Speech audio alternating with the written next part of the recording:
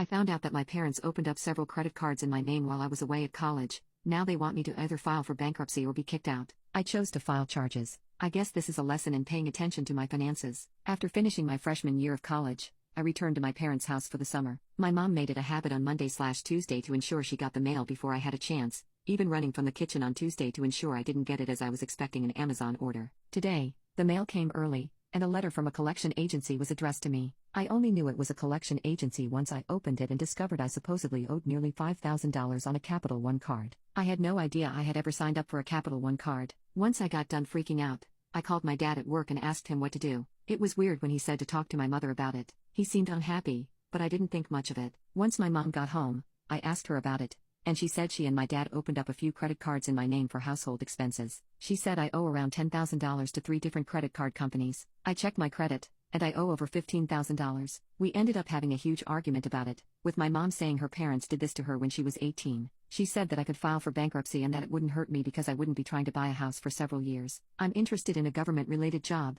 and bankruptcy would probably disqualify me. She knows this, but it doesn't seem like she cares. My dad got home a couple of hours ago, and they talked to me together. Either I can declare bankruptcy once they spend up to the credit limit of the last card with any credit on it, or they said I could move out at the end of the month. It feels incredibly unfair because it doesn't sound like bankruptcy will do anything for my credit and will probably sink my job opportunities. How can I get my credit score back to where it was, around 720, and how can I get this so that it does not affect my credit going forward? Update: I filed a police report. The officer took some printouts of everything as evidence. Once I had the report, I called all the places listed on it and gave them the report number. The 3 credit card companies took it, and it was pretty cool. The collection agency wanted me to make a goodwill payment so they could start investigating my claim that it was fraudulent. They said they could still sue me even with a police report if I didn't cooperate with their fraud report. I refused as I didn't want them to be able to take money out of my bank account. I never told my parents that I went to the police, and for a couple of weeks, they had no idea. Right after Memorial Day, they received a call from a detective, and everything blew up. After the call, they began screaming at me,